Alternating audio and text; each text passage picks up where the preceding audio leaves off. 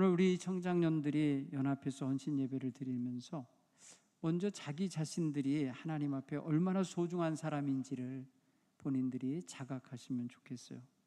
하나님께 받은 바 은혜와 사랑과 또 자신들에게 주어진 좋은 여건이 얼마나 하나님 앞에 귀한 복을 받아 누리는 건지를 경험할 수 있고 깨닫게 되기 바랍니다.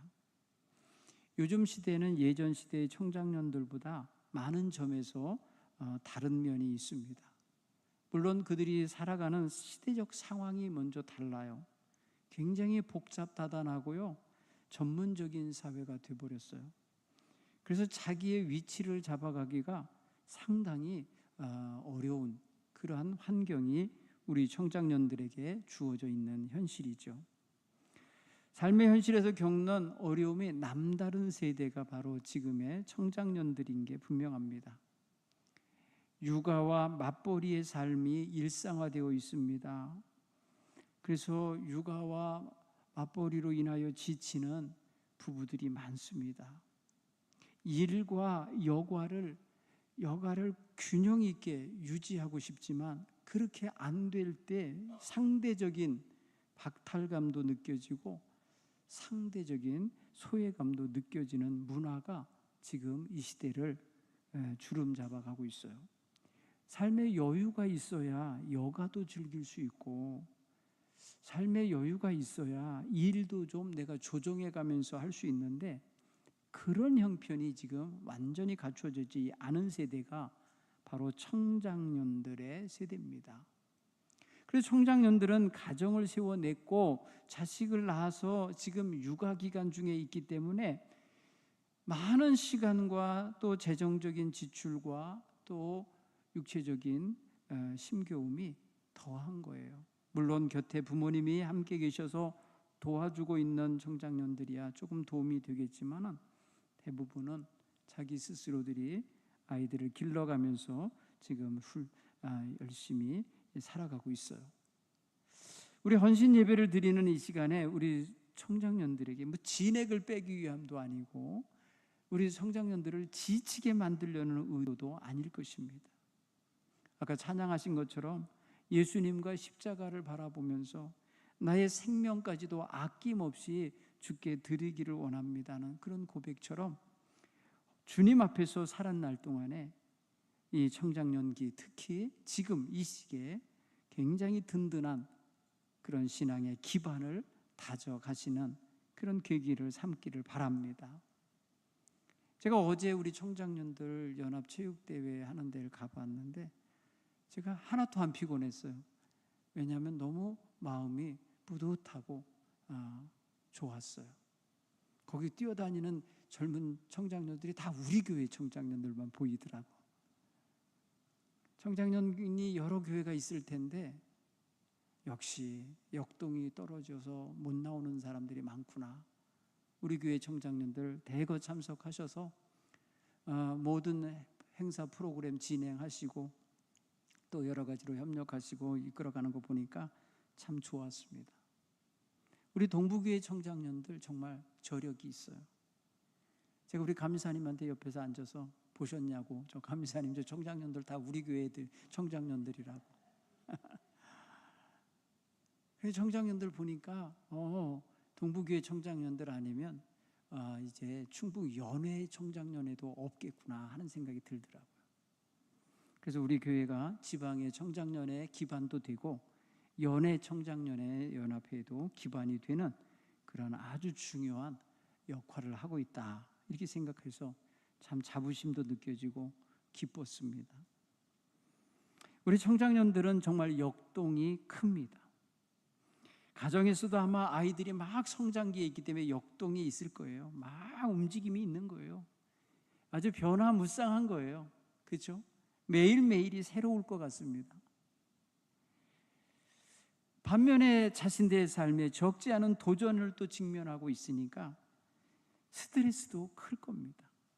사회에서 내가 주름 잡고 내가 이끌어가는 리더 그룹에 서 있다면야 덜 힘들 수도 있어요. 그런데 뒷받침해줘야 되고 수습해야 되고 수행해야 되고 모든 일들을 뒷일을 마무리 지어야 하는 그런 위치에 있는 사회적 기반이라면 참 힘든 때이죠. 그러나 그 과정을 통과하면서 인정받고 그 과정 속에서 실력을 발휘하고 그 과정에서 쓸모를 사람들에게 인식시켜 줌으로써 우리 청장년들이 장차 장년들 중년이 될 때에는 든든한 기반 위에 서게 되는 것이라 믿습니다. 오늘 여기서 지고 처지는 청장년기를 보냈지만 이거에서 멈추거나 여기서 퇴보하거나 여기서 끝내면 안 되고, 여호와 하나님의 주시는 생기를 갖고 독수리 날개치며 올라감과 같이 그렇게 주를 위한 헌신자로 또 사회에서 가정에서 꼭 필요한 일꾼들로 세워져 가시기를 간절히 축원합니다. 성경에서 가장 어려운 일을 통해 하나님 앞에 신앙의 합격 선언을 받고 있는 오늘 이 아브라함, 그의 나이는 청장년이 아니고 완전히 노년 중에 노년이에요. 120살은 됐다고 추측이 되져요. 100세에 낳은 이삭이 장성하여서 이제 말입니다, 장작을 지고 산에 오를 만큼 힘이 있는 아이가 됐을 때에 하나님이 그를 시험하시면서 말씀하신 게, 네 아들 네 사랑하는 독자를 내가 지시하는 산 모리아 산에 가서 내게 번제로 바치라, 이런 하나님의 명령이 떨어졌을 때 아브라함은 굉장한 시련에 봉착한 거예요. 차라리 다 늙은 나를 달라 하시면 내 몸 주겠습니다. 차라리 내 몸을 주님께 맡겨서 내 생명 바치겠습니다. 이렇게 할 수 있으면 좋은데 그게 아니고 내 사랑하는 아이, 내가 눈에 넣어도 아프지 않을 아이, 특별히 하나님이 축복의 산물로 주신 축복의 약속을 담지한 그런 귀한 아들을 달라고 하셨을 때 사실은 굉장히 난관에 봉착한 거예요. 마음이 힘들었을 수 있어요. 성경은 그런데 놀랍게 그런 아브라함의 심리적인 색깔을 전혀 기록하지 않고 있어요. 여러분 1절부터 지금 오늘 우리가 읽은 그 19절 이하의 그 부분까지 한번 찾아가서 읽다 보면 아브라함의 갈등하는 모습도 안 보여요. 아브라함이 그것 때문에 고민하는 모습, 부인과 의논하는 모습 없어요. 그는 하나님께 그 명령 받고 묵묵히 하나님이 왜 그러실까라는 의문도 없이 하나님이 하라니까 마치 바보처럼 그 일을 수행하는 걸 볼 수 있어요. 그럼 성경을 여러분 보면은 아브라함에게 하나님께서 시험하시려고 부르셨지만 아브라함은 이게 지금 자기를 위한 시험인지는 몰라요. 그냥 하나님의 명령인 거예요. 하나님의 명령에 애꿎게도 자기가 사랑하는 아들을 달라고 하시는 거예요. 여러분 우리에게 있어서 가장 귀한 거, 소중한 거, 아끼는 것을 달라고 하면 선뜻 내주십니까? 청장년들을 한번 생각을 해보세요. 쉽지 않아요 이거. 아니 돈이라면 드릴 수 있어요. 금이라면 드릴 수 있어요. 땅이라면 드릴 수 있는데 아들을 달라 하시는 거예요. 다시 어떻게 복구도 안 되고 다시 어떻게 나을 수도 없고 다시 어떻게 할 수도 없는 생명을 달라 하시는 거잖아요. 이게 얼마나 어려워요 이게. 하나님의 시험이 아브라함을 힘들게 했을 게 분명합니다. 왜냐하면 시험이니까. 시험이 심 안 들고 부담 안 되는 게 어디 있어요. 시험은 다 힘들죠. 시험, 여러분 시험 본다는 말만 들어도 부담스럽지 않아요? 그죠? 선생님이 야 다음 주에 시험 보겠어 이렇게 말하면 벌써 시험이 벌써 자기를 누르잖아요.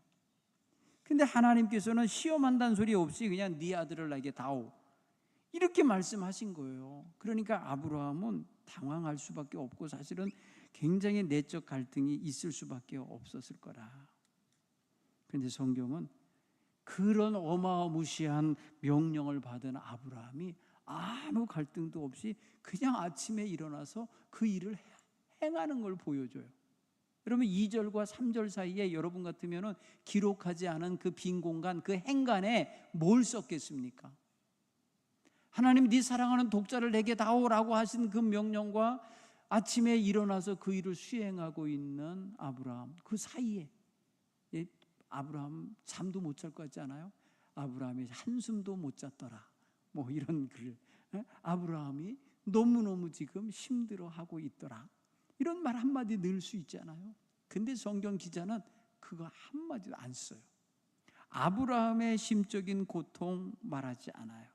아브라함의 심적인 갈등과 또 의심과 내지는 두려움과 하나님에 대한 원망과 뭐 이런 게 있을 법한데 그러지 않고 그냥 아침에 일찍 일어나 나귀의 안장 치우고 두 종과 그의 아들 이삭을 데리고 번제에 있을 나무 쪼개어 가지고 떠나 하나님이 자기에게 일러주신 곳으로 가더니, 그냥 말 그대로 무슨 일사천리로 일을 하고 있어요.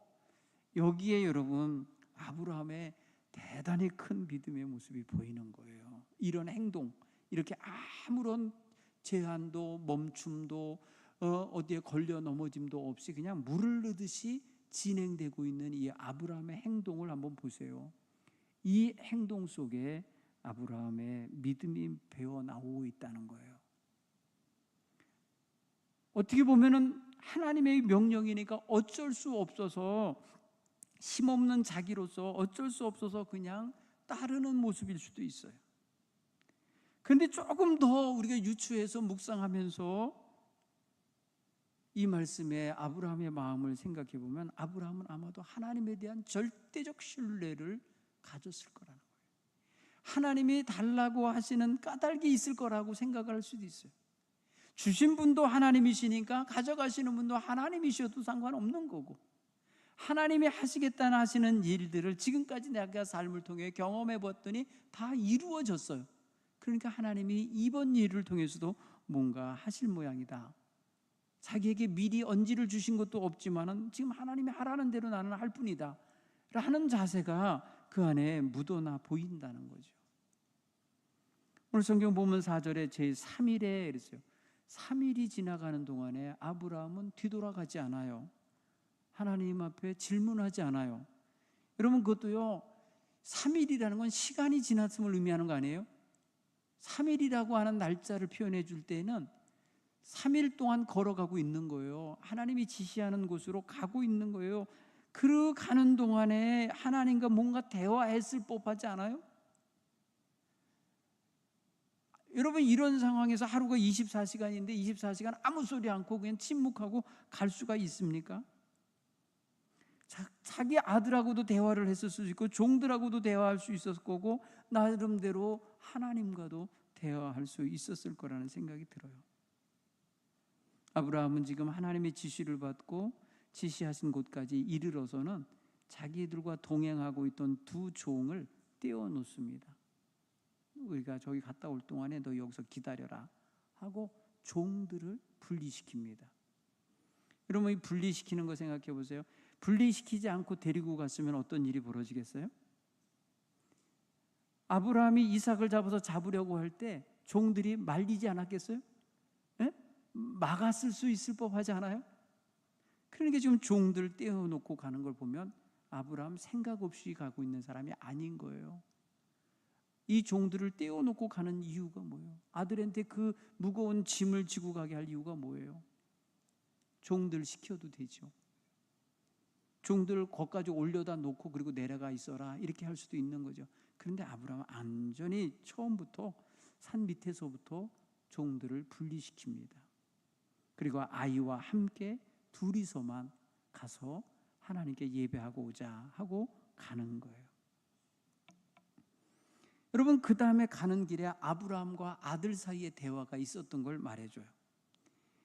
아마도 이 이야기는요 성경 기자가 빼놓을 수가 없었을 것 같아요. 이 심각한 질문을 안 했을 리가 없고 아브라함도 이런 거에 대해서 고민하지 않을 수가 없었을 거예요. 근데 아들이 물어봐요. 아버지에게 7절에 보니까 내 아버지요 하고 부르니까 내 아들아 내가 여기 있노라. 이삭이 말합니다. 불과 나무는 여기 있는데 번제할 어린 양은 어디 있나이까? 여러분 이 심각한 질문을 받는 거야. 하나님께 내 아들을 번제로 드리라는 명령도 심각하지만은 지금 이 아들이 산으로 올라가는 도중에 어린 양은 어디 있습니까? 라고 묻는 이 질문도 그를 힘들게 했을 거예요. 굉장히 힘든 질문이에요. 여러분, 오늘 우리는 하나님께서 가장 아끼는 것을 달라 하시고 소중한 걸 달라고 하시는 명령을 받았을 때 힘들 것 같고요, 그것을 내어 드리려고 할 때 곁에서 그걸 왜 가져다 드리냐, 부인이 말할 수도 있고 자식이 말할 수도 있을 때 힘들 거예요. 근데 아브라함, 지금 이삭이 하는 질문이 힘들어져요. 불과 나무는 있는데 번제할 어린 양은 어디 있습니까? 라고 물을 때 아브라함은 마치 준비된 대답을 하듯이 대답을 해요. 고민하지도 않아요. 주저하지도 않아요. 멈칫거리다는 소리도 없어요. 아브라함의 속이 지금 굉장히 복잡할 수 있는데 그 복잡한 심경을 전혀 말하지 않고 성경은 바로 이야기해 줍니다. 아브라함이 내 아들아, 번제할 어린 양은 하나님이 자기를 위하여 친히 준비하시리라 라고 열려있는 대답을 하잖아요. 그죠? 준비하셨다가 아니에요. 준비해 두셨다고 하시더라 라고도 아니에요. 뭐라고 표현해요? 하나님이 준비하시리라. 열려있는 대답을 해요. 미래형으로 준비하실 거야, 이렇게. 여러분, 이게 무슨 근거로 이런 말을 할까요? 여러분, 아브라함이 하나님에 대한 절대적인 신뢰와 믿음이 없이는 이렇게 대답하기가 쉽지 않아요. 하나님이 하실 거예요 라고. 여러분, 어느 성도들이 그런답니다. 목사님이 그렇게 축복해주고 기도해주면 목사님 희망 고문하지 마세요. 그런데 희망 고문이라고. 어떻게 생각하세요? 그렇게 되기를 원합니다, 그렇게 되시기를 원합니다 하며 기도해주면 그게 희망 고문이 되면 되나요? 자기도 같이 믿어야죠. 그렇게 해주시리라는 걸 믿어야지 어떻게 그게 희망 고문으로 느껴지기면. 지금 아브라함이 이삭에게 말했을 때는 이삭은 어떤 느낌이 들었겠어요? 아버지를 믿는 것만큼 아버지가 말씀하시는 것 그대로를 받아들였지 않겠어요? 우리는 여기서 이삭의 마음을 전혀 생각 안 했어요. 이삭은 아버지에게 질문했잖아요. 어린 양 어디 있습니까? 번제할 어린 양은 어디 있습니까? 그때 아버지가 하나님이 친히 자기를 위해 준비하시리라. 아, 그래요? 믿고 간 거죠. 여기서 이삭은 의문을 가졌다가 의문이 해소됐어요. 이삭은 의문이 있었잖아요. 어린 양은 어디 있습니까? 라는 의문을 표현했잖아요. 근데 하나님이 친히 준비하실 것이라고 하는 아버지의 대답을 듣고 의문이 해소가 됐어요. 그러니까 두 번 다시 안 물어요. 그렇죠? 두 번 다시 안 묻고 그냥 가요. 근데 아브라함은 하나님이 왜 내 아들을 달라 하실까? 하나님은 왜 나에게 이 아들이 축복의 씨앗이 되고 약속하신 자손을 내주시겠다고 하는 약속의 아들인데 왜 달라고 하실까? 질문했을 법하잖아요. 그런데 아무 소리 없이 가고 있다는 소리는 그의 마음에 나에게 아들을 주신 하나님이 나에게 아들을 도로 달라 하시네, 아버지를 도로 달라 하신 하나님은 또 무슨 일을 하실 건가? 라는 의문 안 생겨요? 왜 그러실까? 왜? 그 왜라고 외쳐질 그 마음, 그거를 일체 표현하지 않고 가슴에 담고 가고 있는 이 아브라함은 지금 대단한 내공이 쌓인 사람이 된 거예요. 얼마나 마음이 지금 강하게 지금 단련되어 있는가를 느낄 수가 있어요. 9절에 보면 하나님이 아브라함에게 일러주신 곳에 이른지라. 이에 아브라함이 그곳에 제단을 쌓고 나무를 그 위에 벌려놓고 그의 아들 이삭을 결박하여 제단 나무 위에 올려놓고. 이 행동도 보세요. 일체 무슨 거기에 멈춤이 없어요. 그렇죠? 멈춤이 없고 진행되는 거 보면 차례차례 그냥 된 거예요. 또 올라왔어요. 모리아산 꼭대기에 올라왔어요. 거기에 돌 주워다가 단 쌌어요. 그리고 단 위에 장작 펼쳐놨어요. 그리고 난 다음에 아들을 묶어서 거기다 결박해 둔다는 거예요. 여러분 생각해 보세요. 이 정도 되면은 이삭이 이게 무슨 마취제를 먹고 잠든 것도 아닐 테고 젊은 애가 묶여갖고 거기에 눕혀져 있겠어요? 그거?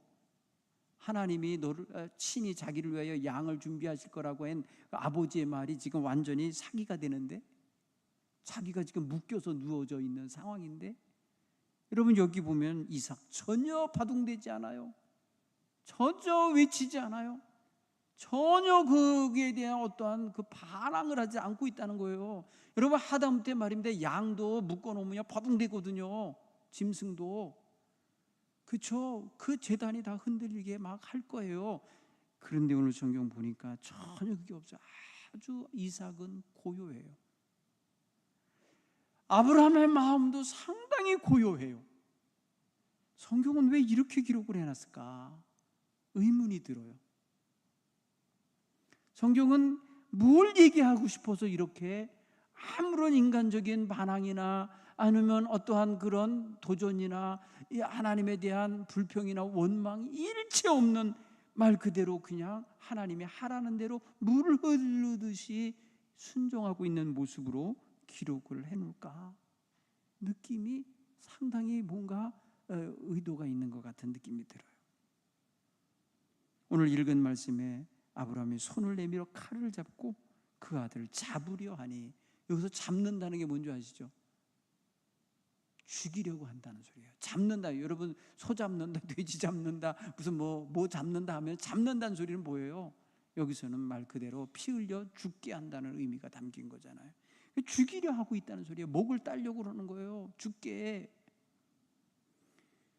여기까지 조용하게 진행되고 있는 여기까지를 가만히 지켜보고 있던 하나님이 큰 소리를 내셔요.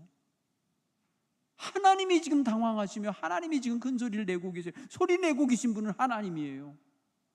아브라함과 이삭은 말이 없어요. 말 없이 하나님이 하라는 대로 행동하는데 말을 내시는 분은 하나님이신 거예요. 아브라함아, 아브라함아. 2번 연속 부르는 내용은요, 급히 부르시는 거고 크게 부르시는 거고, 하나님이 지금 굉장히 서둘러 부르시는 그런 인상을 받아요. 그렇죠? 아브라함아, 아브라함아 하시는지라 내가 여기 있나이다. 아브라함이 대답하니까 여호와의 사자가 말하기를 그 아이에게 손대지 말라. 그에게 아무 일도 하지 말라. 여러분, 그 아이에게 손대지 말라, 그에게 아무 일도 하지 말라는 게 이 다급한 음성. 왜? 지금 당장 칼을 들어서 이게 요 간 사이 짧잖아요. 여러분 생각해 보세요. 칼이 가슴에 꽂히기까지 요 쌍할감 아닙니까? 그렇죠? 칼을 잡아 빼서 내리치면 되는 건데 1초밖에 안 걸릴 거예요. 그렇죠? 지금 아브라함이 이러고 있는 거예요. 이러고 칼을 내리칠 직전인데 하나님이 이 손을 막고 계신 거예요. 아브라함아, 아브라함아, 그 아이에게 아무 일도 하지 마라, 그 아이에게 손대지 마라 라고 하시며 막고 계신 이 장면 보세요. 너무나 긴박감이 느껴집니다. 아브라함이 하나님의 이 긴박한 말씀을 들을 때에 하나님이 이렇게 연속해 말합니다. 내가 내 아들 내 독자까지 아끼지 아니하였으니 내가 이제야 내가 하나님 경외하는 줄 아노라.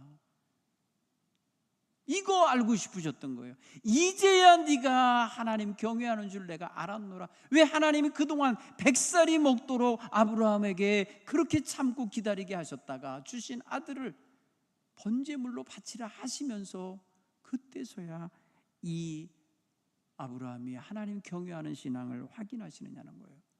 그때서야. 여러분 보세요. 모든 것이 다 무르익고 모든 것이 다 이제 완성되어 가는 그런 자리에 이르렀을 때 하나님이 우리에게서 마지막으로 확인하고 싶으신 거, 마지막으로 보고 싶어 하시는 게 뭔가? 내 아들보다도 나를 더 사랑하고 나를 더 경외하는 줄을 내가 이제 알았노라, 이제 알았노라 하시면서 지금 확인하는 거예요. 지금 이 시점에서 지난날에 75살부터 지금까지 걸어온 시간이 있잖아요. 거의 50년 가까운 세월일 수 있어요. 45년. 그 세월 동안 하나님 계속 아브라함을 불안불안하게 보셨던 거죠. 그도 그럴 게 말이에요. 흉년 들었다고 애굽에 내려가 생일 들어가서 아내도 팔아먹어. 그 다음에 말입니다, 자식 기다리다가 안 나니까 첩을 들여서 자식을 낳아. 뭐 여러 가지로 빗나가는 행동들을 해왔거든요. 믿음 없는 행동들을 해보였거든요. 그러니까 하나님 입장에서 보면 아브라함을 계속해서 주시하신 것 같은 느낌이 들어요. 이 정말 내가 약속하여 세워낼 만한 민족의 조상이 될 만한가 보시는 것 같아요. 그러니까 이제야라는 표현을 쓰셨겠죠. 이제야 내가 하나님 경외하는 줄을 아노. 그동안 몰랐다는 거예요. 그동안 확인이 안 됐다는 거예요. 여러분, 어디서 확인된 거예요?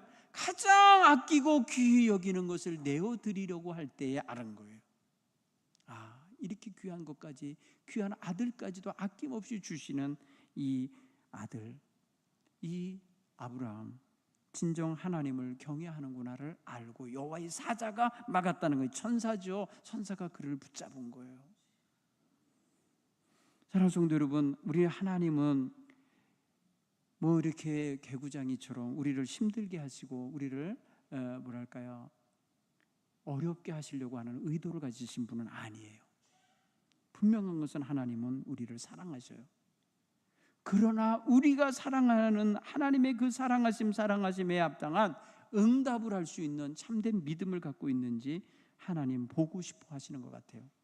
여기서 지금 하나님의 이 모습 속에서 이걸 그대로 우리에게 거울로 삼았으면은 우리에게도 하나님은 믿음을 확인하고 싶어 하시지 않을까? 응?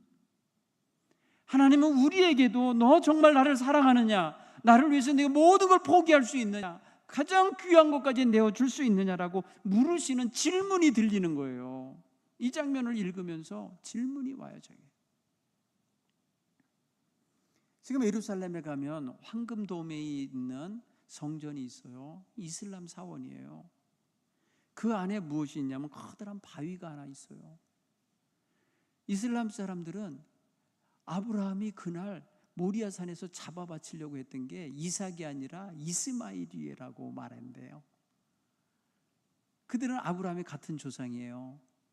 이스마일의 자손이잖아요.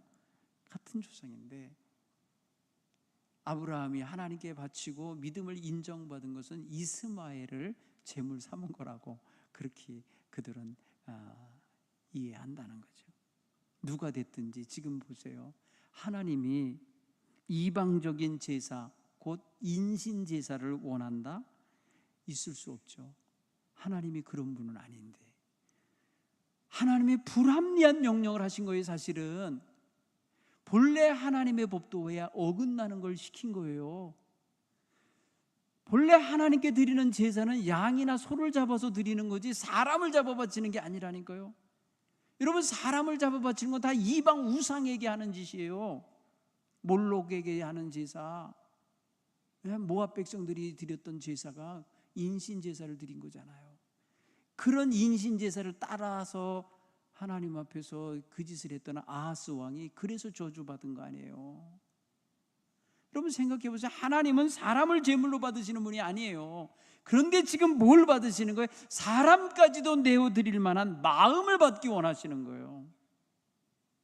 아브라함의 믿음을 받으시기 원하신 거예요. 결국은 하나밖에 없는 약속의 아들을 끝내 하나님께 바칠 만큼 하나님께 모든 걸 걸고 사는 사람인 걸, 모든 걸 거기에 맡기고 사는 사람인 걸 보여주는 거예요. 이번에 한 성도님과 신방하면서 대화를 하는데, 목사님, 저 이제부터 하나님께 모든 걸 통째로 맡기고 살기로 했습니다. 통째로 맡긴다는 게 뭐예요? 전체를 맡기는 거예요. 송두리째 다 맡긴다. 그동안은 이쪽 가지 하나만 조금 맡기고 살았나요? 그동안은 이쪽에 어떤 뭐만 맡겼나요? 이제 하나님 앞에 송두리째 통째로 맡기고 살랍니다. 이렇게 얘기를 하시더라고요. 그러시라고. 이제야 내가 네 믿음을 보았노라 하실 수 있는 거예요. 사랑하는 성도 여러분, 정말 여러분들의 삶 속에 가장 귀한 것까지도 바로 내 마음이면 드릴 수 있는 거예요. 가장 귀한 것. 무엇을 귀하게 여기고 사십니까? 여러분, 하나님께 불림받고 믿음으로 지금까지 살아오면서 무엇이 가장 귀한 것이었습니까? 여러분, 우리의 생명보다 더 귀한 거 있습니까? 오늘 제가 순교자 주일이라 순교자들에 대한 이야기를 서두에 말씀을 드렸었는데 생명까지라도 드린 거잖아요. 그들은 생명, 여러분 자기 생명이 자식 생명이 아니에요. 내 생명까지 아낌없이 드리리다 하며 드린 자들이 바로 순교자들이잖아요. 그러니 여러분, 우리는 무엇을 귀히 여기든 간에 하나님을 더 귀히 여길 수 있으면 그 또한 내어 드릴 수 있음을 믿으시기 바랍니다. 그렇게 될 수 있는 은혜가 우리에게 다 있기를 원합니다. 하나님은 결코 우리를 시험하여 즐기시는 분은 아니에요. 우리를 학대하면서 즐기시는 분이 아니에요. 우리를 괴로운 처지에 몰아넣으시면서 좋아하실 분이 아니라고요. 우리가 하나님을 영화롭게 하실 때 기뻐하시고 마음 시원하게 여기시고 즐거워하실 분이지, 결코 우리를 고난 중에 넣어갖고 즐거워하신 분이 아니에요.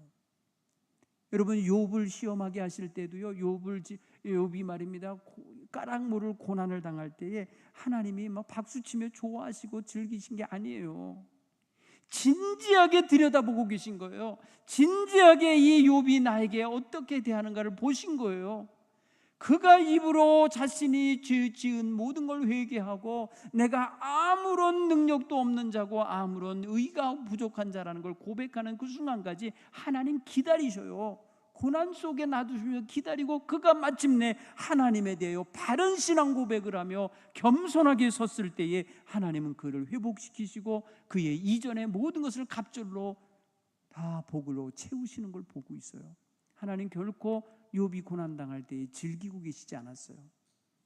진지하게 그 고난에 동참하고 계셨어요.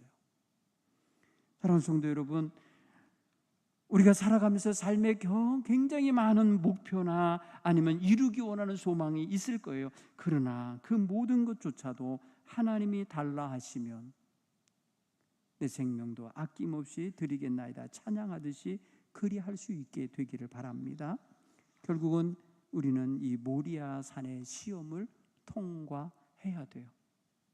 가장 귀한 것을 아끼지 아니할 수 있는 결단과 헌신의 자세가 있어야 돼요. 하나님은 이런 마음 자세를 보고 싶어 하십니다. 사랑하는 성도 여러분, 하나님 뺏지 않아요.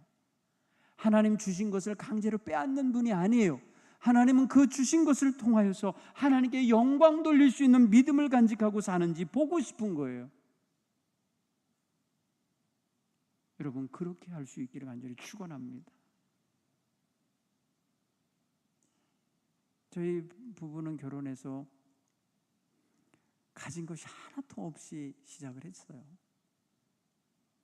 근데 어느 날 교회에 이동도 해야 되고 교회가 이렇게 장소를 옮겨야만 했어요. 근데 이제 온 교인들이 다 가난했어요. 도시 빈민들하고 제가 16년을 목회했어요. 그분들 헌신하는 거 보니까요, 항상 하나님 우선이에요. 하나님을 가장 먼저 생각하는 태도를 갖고 살았어요. 월세를 내며 사는, 월세방에서 사는 이들도 많았어요. 그럼에도 불구하고 하나님의 교회를 조금 더 넓고 깨끗한 곳으로 이전하여서 예배드리고 싶은 마음에 헌신을 하는데 보니까 정말 자신들의 그 어떤 것보다도 우선적으로 먼저 하나님께 제물을 드리는 걸 제가 봤어요. 네. 아버지의 장례를 치르러 가면서 아들로서 아버지의 장례에 필요한 돈을 내야 되는데, 형제들 간에 분담해서 내야 되는데, 그는 가장 먼저 교회를 위해서 헌금을 하고 가더라고요. 목사님, 제가 이걸 들고 가면 거기에서 쓰게 될 거예요. 죽은 자를 위해 쓸 수밖에 없지만 먼저 하나님께 드리고 가겠어요 하고 그걸 하나님께 놓고 갔어요. 전 그걸 잊지 못하겠어요, 그 가정을. 여러분, 무엇이 있어서 많아서가 아니에요. 그 순간에 절대적인 빈곤 속에 있는 사람이지만은 그 과부의 2 렙돈이 그 여인에게는 굉장히 소중한 거 아니에요. 생활비 전부였잖아요. 다른 사람들은 많은 것 중에 가져다가 소리내면서 한참을 떨어뜨리는 헌금이지만은 이 여인에게는 딸랑 2 렙돈이밖에 없었잖아요. 그런데 그것을 내어 드리는 그 마음을 주님이 읽어내시잖아요. 여기에 넣은 모든 사람보다 가장 많이 넣었도다 라고 묘해하시죠. 뭘 보신 거예요? 그 여인의 믿음의 마음을 보신 거예요. 오늘 우리의 헌신은요, 마음에서 나오는 거예요. 우리 청장년, 우리 선교회원 여러분, 마음을 하나님께 내어 드리시기 바랍니다. 그게 바로 모리아산 통과하는 비결이에요. 모리아산 시험을 통과한 아브라함은 그 마음을 하나님께 몽땅 드린 거예요. 그 드린 것의 하나의 모습이 아들을 지금 제단에 묶어서 놓고 칼질하여 끝내려고 하는 이 장면인 거예요. 거기에 이르기까지 하나님의 합격이라고 선언하시는 그 지경까지 그는요 마음을 다하여 드린 거예요. 여러분, 이게 중요한 거예요. 가난하고 부하고의 문제가 아니에요. 많고 적음의 문제가 아니고 마음의 문제예요. 마음. 오늘 우리 하나님 앞에 정성된 마음을 늘 표출하고 사시는 우리 청장년들 되시길 간절히 축원합니다. 조금이라도 어려움은 피하려고 하는 게 인간의 본래적인 모습이 있어요. 동물적인 본능일 수도 있어요. 그러나 하나님 앞에 헌신할 때는 위험한 것, 어려운 것, 힘든 것도 감당해야 되는 거예요. 하나님 앞에 헌신은 3D, 요새 3D라는 게 있잖아요. 3D 없죠. 어려운 거, 그거 기쁘게 감당하는 자세예요. 여기에 가장 걸림돌이 되는 게 뭐겠어요? 자기 자신을 사랑하는 자아 사랑이에요. 자기를 사랑하는 마음이 제일 걸리식되는 거예요. 자기를 내어 드리는 마음을 가질 때에 두려움 없이 아브라함 같이 모리아 산에 올라갈 수 있으리라 믿습니다. 오늘 저와 여러분이 진정한 이런 믿음의 헌신을 보일 수 있기를 간절히 축원합니다.